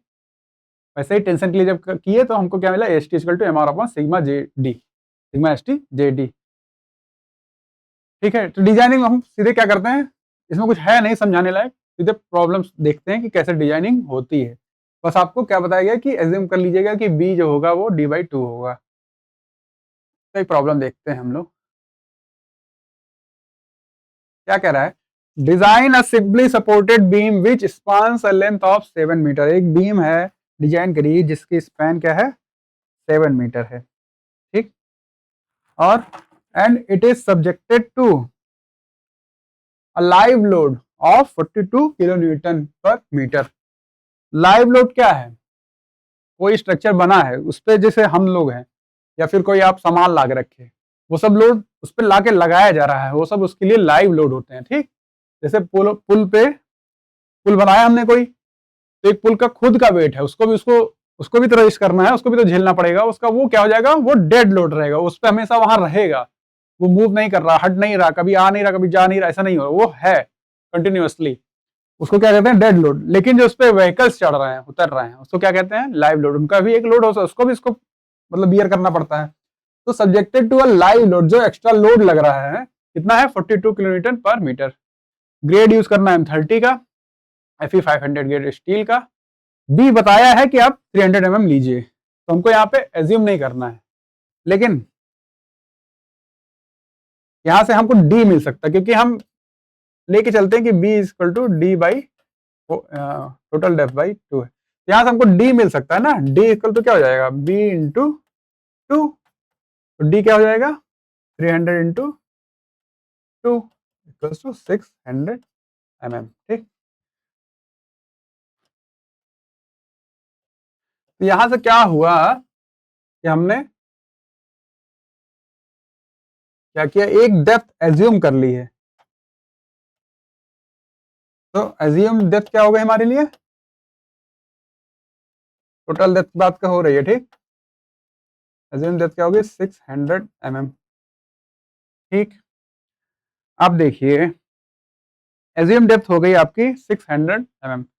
तो लाइव लोड तो हमें पता है कि 42 किलोमीटर पर मीटर का लग रहा है, लेकिन जो स्ट्रक्चर हम बना रहे हैं उसका सेल्फ वेट भी होता है, जिसको सेल्फ वेट या फिर डेड लोड भी कहा जाता है। तो हमको वो भी कैलकुलेट करना पड़ेगा, उसको वो भी रजिस्ट करना पड़ेगा ना, झेलना पड़ेगा, उसको बियर करना पड़ेगा।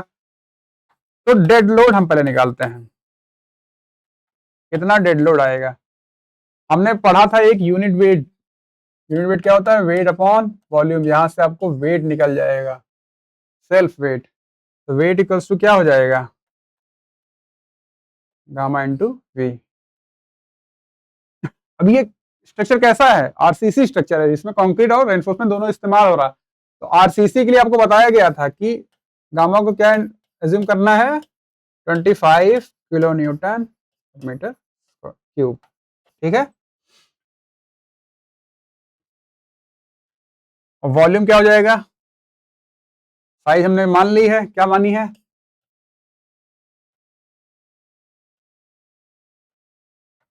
ये बी में मान लीजिए, हमारी साइज, इसकी साइज क्या मानी हमने, बी मानी, हम बी दिया है मीटर में लिखे तो 0.3, डेप्थ हमने एज्यूम किया है 0.6, लेंथ हम लोग लेके चलते हैं वो और 1 मीटर के लिए बात करते हैं, ठीक, पर मीटर की बात करते हैं। तो उसी हिसाब से जैसे लेंथ बढ़ती जाएगी उसी हिसाब से वो भी एवरेज बढ़ता जाएगा। तो 1 मीटर के लिए हम लोग डिजाइन करते हैं, ठीक। तो वॉल्यूम क्या हो जाएगा, डेंसिटी हो गई 25, वॉल्यूम हो जाएगा 0.3 इंटू 0.6 इंटू 1। इसको सॉल्व करिए, कितना आ रहा है?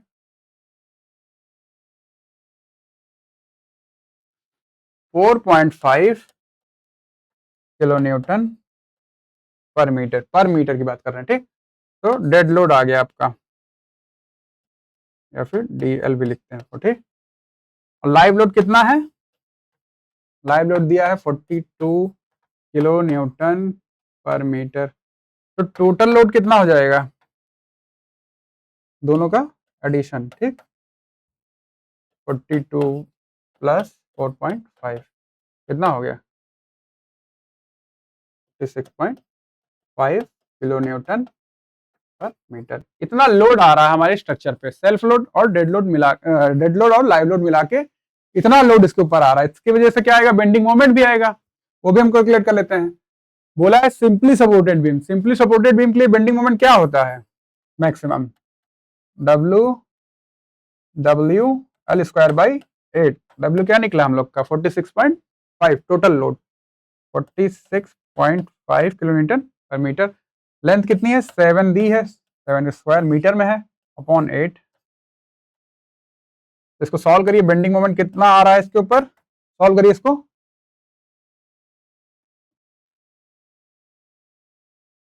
To 84.81 kilo newton metre. इतना बेंडिंग मोमेंट इस स्ट्रक्चर के ऊपर अभी आ रहा है, जिसके लिए हमको डिजाइन करना है। तो हमने अभी डेप्थ जो दी है उसको चेक नहीं किया, दी है केवल, ठीक है, तो चेक भी करना पड़ेगा।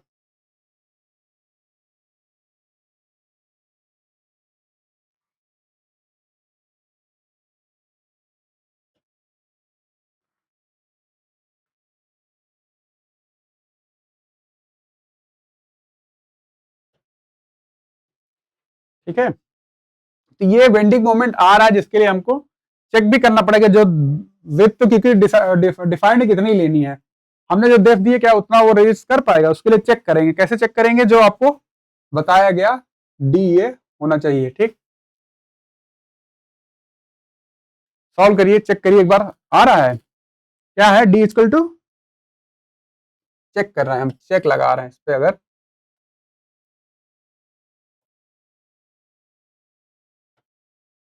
चेक फॉर अज्यूम्ड डेप्थ, जितना बेंडिंग मोमेंट आ रहा है उसके लिए D होना कितना चाहिए? D रिक्वायर्ड क्या होती है? वो होती है बैलेंस सेक्शन हम डिजाइन कर रहे हैं ना, मान लीजिए बैलेंस, जब कुछ नहीं तो हम बैलेंस डिजाइन करते हैं, जिससे हमको आसान पड़ता है। Upon q b, q solve कर लीजिए, क्यू क्या होगा? 1/2 into c into j into k, ठीक। सी की वैल्यू क्या होगी? ग्रेड क्या है? M30 है, तो सी की वैल्यू 30 हो जाएगी। नहीं, वो तो कैरेक्टरिस्टिक स्ट्रेंथ होगी। टेबल में देखिए सी की वैल्यू क्या होगी? Sigma CBC for M20 grade के लिए 10 न्यूटन पर mm स्क्वायर होता है, ठीक। तो सी कितना हो गया आपका? सी हो गया 10 न्यूटन पर mm स्क्वायर। जे क्या है? 1 माइनस K/3। के की वैल्यू क्या होती है? के की वैल्यू डिपेंड करती है स्टील पे, ठीक। के की वैल्यू डिपेंड करती है स्टील पे। Fe क्या है? Fe 500 यूज कर रहे हैं ना हम लोग, Fe 500 यूज कर रहे हैं, तो के की वैल्यू क्या है? 2.53 या फिर आप सॉल्व कर सकते हैं MC upon MC plus T से, ठीक, यही वैल्यू आएगा। लेकिन आप ये वैल्यू याद रखेंगे तो सॉल्यूशन में आपको सॉल्व करने में आसानी होगी ना, ये डायरेक्ट आती है वैल्यू ऐसे। तो के की वैल्यू कितनी आ रही है? 0.253। जे के सॉल्व कर लीजिए, जे की क्या वैल्यू आएगी? जे के सॉल्व कर लीजिए 1 माइनस K/3 से 0.916, 0.916, ठीक। ये वैल्यू आपके आ जाएंगे। तो क्यू सॉल्व कर लेंगे, क्यू कितना आएगा? सॉल्व करके बताइए जल्दी जल्दी। देखिए क्यू आ जाएगा आपका 1.1568, 1.1568 ये आ जाएगा क्यू। यहाँ से आप डी रिक्वायर्ड निकालेंगे। एमआर कितना रखेंगे? 284.81, ठीक, किलो न्यूटन 10⁶। अपॉन क्यू कितना है? 1.1568। बी कितना है? 300 सॉल्व करेंगे तो डी रिक्वायर्ड आएगा, कितना रिक्वायर्ड है डी, ठीक है, डी रिक्वायर्ड आएगा आपका 905.91 905.91 mm। डी रिक्वायर्ड की इफेक्टिव डेप्थ, मान लीजिए कैपिटल डी की बात करें तो इसमें 50 ऐड कर लीजिए, 905.91 प्लस 50 तो हो जाएगा कितना 955.91 mm। इतनी डेप्थ रिक्वायर्ड है, इतनी डेप्थ मिनिमम रिक्वायर्ड है। हम प्रोवाइड कितनी कर रहे थे, हम प्रोवाइड कर रहे थे 600 mm, तो क्या हो जाएगा D assumed is lesser than D required, hence structure will fail, structure will fail। तो ऐसे हम क्या करेंगे, अब हमको डेप्थ जो हमने एज्यूम की वो कम है, जितनी रिक्वायर्ड डेप्थ है उससे कम है, तो ऐसा तो है नहीं इस पे चलने देंगे क्योंकि फेल कर जाएगा ना, स्ट्रक्चर लोड ज्यादा आ रहा है, तो हम क्या करेंगे डेप्थ को बढ़ाएंगे, बी क्योंकि फिक्स है 300 में, अगर ना होता तो हम बी भी बढ़ा सकते थे, ठीक, इसमें क्या करेंगे डी बढ़ा लेते हैं। अब इतना हमको दिख रहा है 950 में, तो हम एज्यूम कर ले रहे हैं 1000, ठीक, डी जो हम दे रहे हैं अब assuming d equals to 1000 mm, ठीक। अब इस पे फिर चेक लगाइए,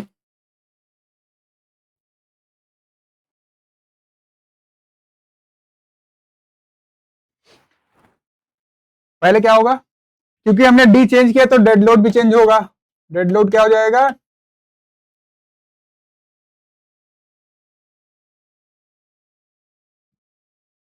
डेड लोड क्या होता है इनटू वॉल्यूम, गामा कितना है 25 किलोमीटर पर होता है, वॉल्यूम क्या हो जाएगा 0.3 इंटू 1.0 हो जाएगा, क्योंकि 1000 मान लिया है तो मीटर में 1 इंटू 1, इसकी लेंथ भी हमने इतनी मानी थी।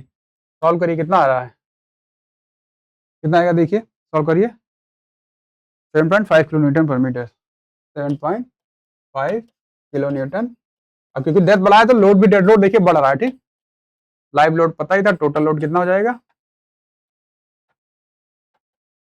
7.5 plus 42 49.5 kilo newton per metre, इतना लोड टोटल अब आ रहा है, कितना 49.5। तो इसकी वजह से बेंडिंग मोमेंट भी चेंज होगा, बेंडिंग मोमेंट भी चेंज हो जाएगा ना इसकी वजह से, तो बेंडिंग मोमेंट कितना हो जाएगा W L square by 8, W कितना है 49.5, एल है 7 स्क्वायर हो जाएगा अपॉन 8। सॉल्व करिए, बेंडिंग मोमेंट कितना आ रहा है, बेंडिंग मोमेंट आएगा इसका 303.187, 303.1875 किलो न्यूटन मीटर, ठीक, अब इतना बेंडिंग मोमेंट आ रहा है, ठीक है। फिर क्या करेंगे, अब इस बेंडिंग मोमेंट के लिए आप फिर चेक करेंगे कि डेप्थ जो हमने दिया फिर सही है, रिक्वायर्ड कितनी डेप्थ है इसके लिए, रिक्वायर्ड डेप्थ हो जाएगी डी रिक्वायर्ड हो जाएगा आपके लिए under root m r upon q b, q में कोई चेंज होगा नहीं, ठीक है, सी वही रहेगा, जे 1 माइनस के बाई 3 स्टील ग्रेड चेंज होने वही रहेगा, ठीक है, तो जे ओके कोई चेंज नहीं, क्यू सेम रहेगा, एम आर आपको ये लेना पड़ेगा, तो डी रिक्वायर्ड कितना आ गया 303.1875, 303.1875 इंटू 10 पावर 6, क्यू आपका कितना है 1.15 11568, बी 300 अंडर रूट, ठीक, इसको सॉल्व करिए तो डी रिक्वायर्ड कितना आ गया आपका, डी रिक्वायर्ड आ गया 934.686 mm, ठीक है।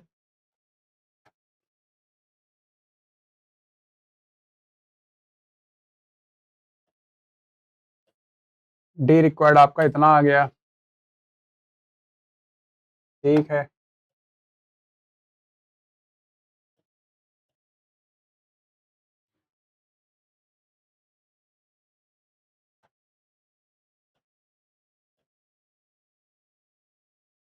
ठीक।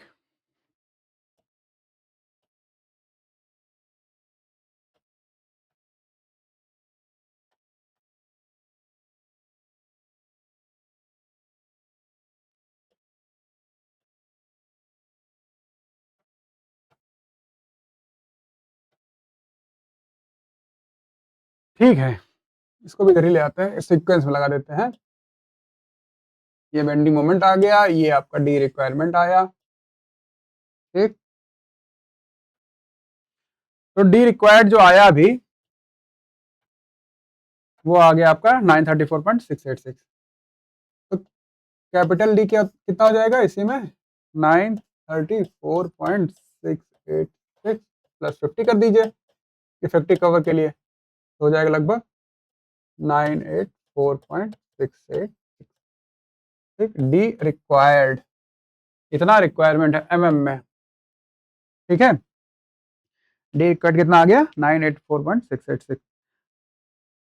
अब देखिए जो डी एज्यूम है, अब D assumed is greater then D required, तो ऐसे में क्या होगा, सेफ होगा हमारा सेक्शन, क्योंकि हमने जो डेप्थ प्रोवाइड की है वो ज्यादा है जितनी डेप्थ की रिक्वायरमेंट है, तो ये सेफ हो गया। ठीक, तो हमारा साइज क्या हो गया, साइज ऑफ बीम हो गया 300 इंटू 1000। ठीक,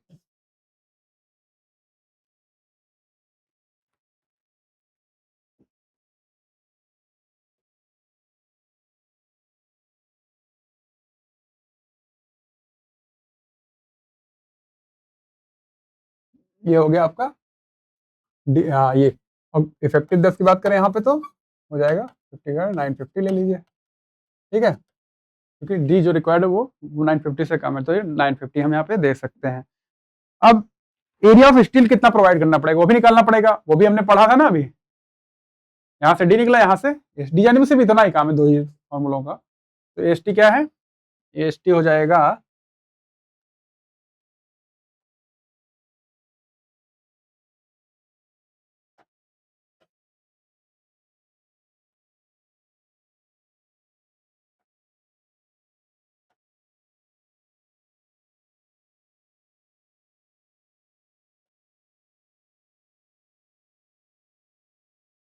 तो हटा ही देते हैं।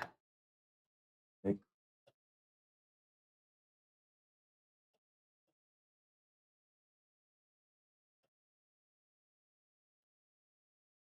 ये हमारा हो गया, साइज हमने डिजाइन कर दिया, तो इधर रख लेते हैं। अब हम बात करते हैं एस टी की, एरिया ऑफ स्टील कितना रिक्वायरमेंट होगा।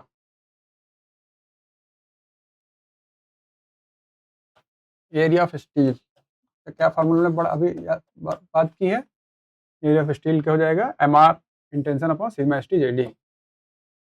एम आर इंटेंशन, यह बैलेंस सेक्शन की बात हो रही, तो बैलेंस की एम आर टेंशन और कंप्रेशन दोनों सेम होगा, ठीक, upon sigma S T J D.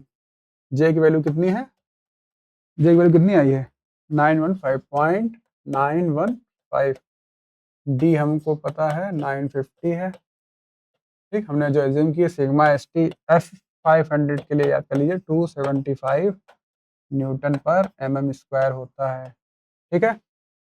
M are हमको यही वाला लेना है, जितनी बेंडिंग मोमेंट आ रहा था, कितना आ रहा था 303.1875 into 10 power 6। Sigma S T 275, जे है 0.915, डी है 950, ठीक। इसको सॉल्व करिए, एस टी कितना आएगा उसको बताइए।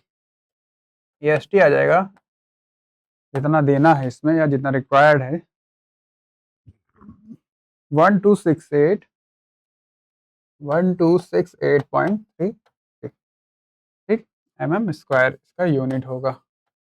इतना एस टी हमको इस बीम में, हमने साइज बता दी कि 300 इंटू, बना के दिखाएं, साइज हो जाएगी 300 इंटू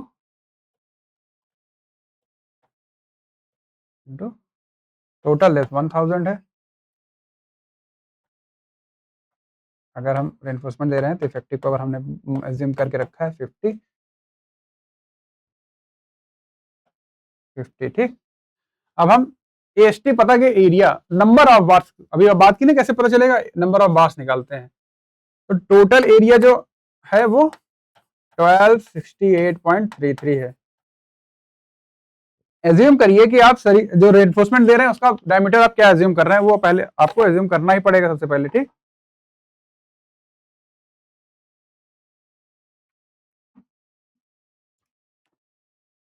हम एज्यूम कर लें, अगर assuming bars of 16 mm 5, 16 mm 5 अगर बार दे रहे हैं, बीम में लगभग 16, 20, 25 ऐसे बार देते हैं, तो एक बार का एरिया क्या हो जाएगा, पाई बाई 4 इंटू 16 का स्क्वायर। टोटल एरिया में से अगर एक बार का एरिया डिवाइड कर दें तो नंबर ऑफ बार्स हमको मिल जाता है, कितने बार्स रिक्वायर्ड है, नंबर ऑफ बार्स, जितना टोटल एरिया हमको चाहिए उसमें से एक बार का एरिया इतना है, उसी बार से हम इस टोटल एरिया को डिवाइड करते हैं तो हमको पता चल जाएगा कि कितना बार्स रिक्वायरमेंट है। ठीक है,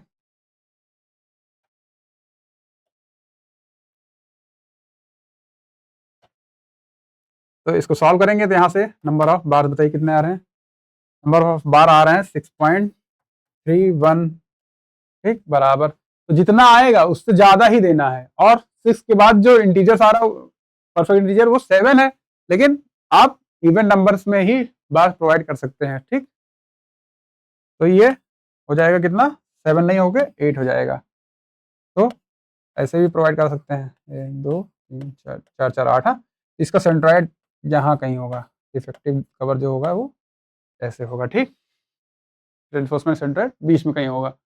ठीक है, तो ये सेक्शन हमने डिजाइन किया है, तो हमने बताया कि इसकी विड्थ जो दी थी 300, डेप्थ हो जाएगा 1000, और इसको आपको ये भी लिखना पड़ेगा ऐसे कि 8 बार्स विद 16 mm 5 डायमीटर। ठीक है, तो ये आपका होगा आंसर। तो इसे आंसर जो होगा वो ये मतलब एक पेज पे आपको ये बना के उसके बाद उसकी वैल्यूज लिखनी पड़ेगी जब आप सॉल्व कर लेंगे। ठीक, तो ये होगा डिजाइनिंग ऑफ बीम।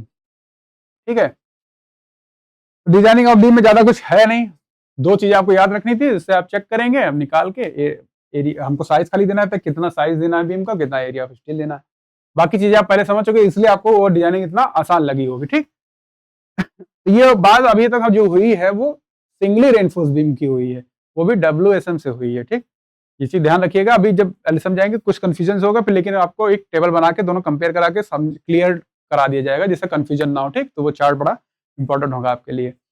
अब आगे जो हम पढ़ेंगे वो डब्ल्यू के लिए पढ़ेंगे, क्यों हमको डब्ल्यू की जरूरत पड़ती है वो भी पढ़ेंगे, उसके बाद डब्ल्यू से एनालिसिस और डिजाइनिंग कर लेंगे, फिर हम LSM की तरफ जाएंगे। ठीक, आज की क्लास यहीं तक रखते हैं। ठीक, अच्छा आपको मतलब आशा आपको समझ में आया होगा अच्छे से, और क्वेश्चन एक बार क्वेश्चन नोट करिएगा, समझ समझ के लगाइएगा, एक बार तो बिना देखे लगाइए, जो आपने पिछली क्लास में पढ़ा है उसको रिवाइज करके इसको लगाइए सिर्फ। ठीक है, जिससे आपको क्लियरिटी ज़्यादा होगी, जब आप फंसेंगे कहीं तो उसको जब दोबारा जब उस फंसने के बाद देखते हैं ना तो आपको दिमाग में वो रह जाता है, ऐसे ही नोट करते रहेंगे देख देख के तो उतना नहीं होता कि क्या चीज़ आ रहा है क्या नहीं आ रहा है। जब खुद से करते हैं तो जहाँ आपको फंसना होता है वो, अगर आप देख के लगा रहे हैं तो पेपर एग्जाम में भी वहीं जाके फंसेंगे, लेकिन जब खुद से लगा रहे हैं आप यहीं, अगर आपको दिक्कत हो गई तो आप उसको यहीं क्लियर कर लिए तो वो आपको आगे दिक्कत नहीं होती है, क्लियर हो जाते हैं कॉन्सेप्ट। ठीक, ठीक है, तो यहीं तक रखते हैं, पढ़िए बड़ी अच्छे से, मेहनत से पढ़िए, बहुत बढ़िया समय है अभी आपके लिए, पढ़ते रहिए अच्छे से। ठीक, और स्वास्थ्य का भी अच्छे से ध्यान दीजिए, स्वास्थ्य भी बहुत जरूरी है पढ़ाई के साथ साथ। ठीक, यहीं तक रखते हैं। ठीक।